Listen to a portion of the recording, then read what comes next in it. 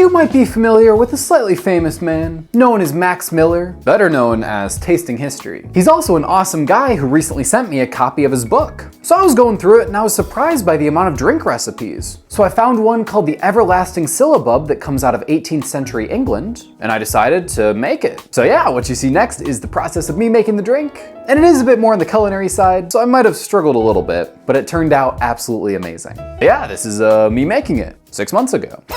The setup for this is so janky. Like, the book's somehow held up over there so I can see the recipe, and I have a Meyer bag over my light to like diffuse it. I don't know, it's gonna work. You know what, it'll work.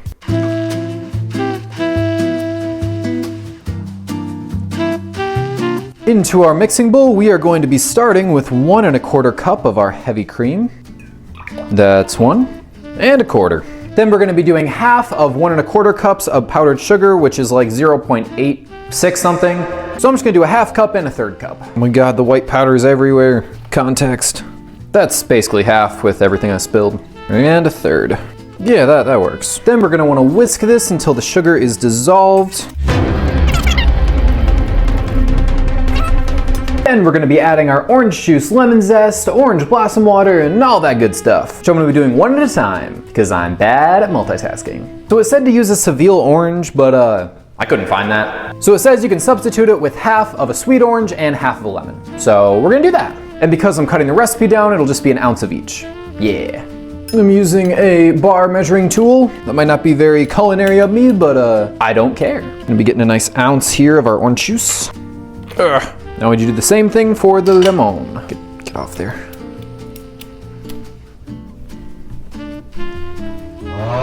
Oh, this is getting messy. Yeah.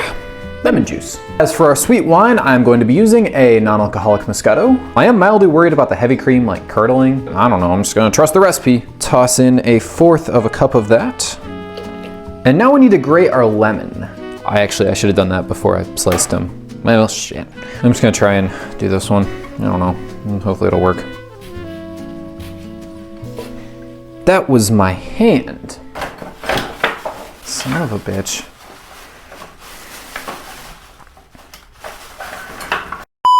I swear I'm like capable when it comes to this stuff. Okay. We're using a fresh lemon, it's fine.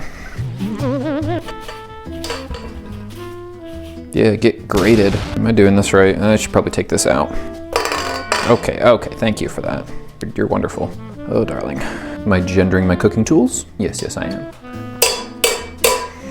I feel like that should be enough lemon zest. Now, all we are missing is our orange blossom water, of which I'm going to be doing 1/2 teaspoon, because this stuff is like really strong. Now at this point, I need to use an actual mixer, because I'm strong, but I'm not that strong. So, transition. Whoa, transition, we're here now. Sorry, the lighting's kind of bad. I just do not feel like doing a whole lighting setup here. Did I say blend? I meant mix. Hang on a second.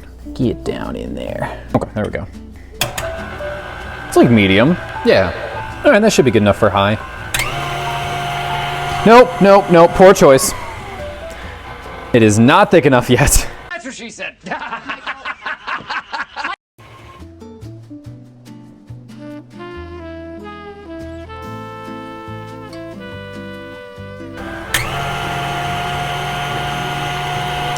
Whoa, future voice recording Jack here. I now poured this into my beautiful Nicanora glass with a, I'd say pretty high degree of success. I did pretty good here. Son of a bitch.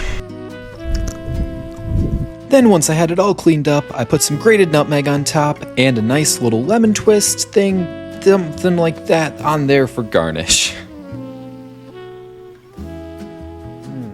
Wow. It's honestly so thick I kind of hesitate to call it a drink, but I'm still drinking it. So I guess it counts. That said, that is absolutely delicious. With the lemon notes in there, it almost tastes like kind of a lemon meringue kind of thing. I don't know, but it's really good.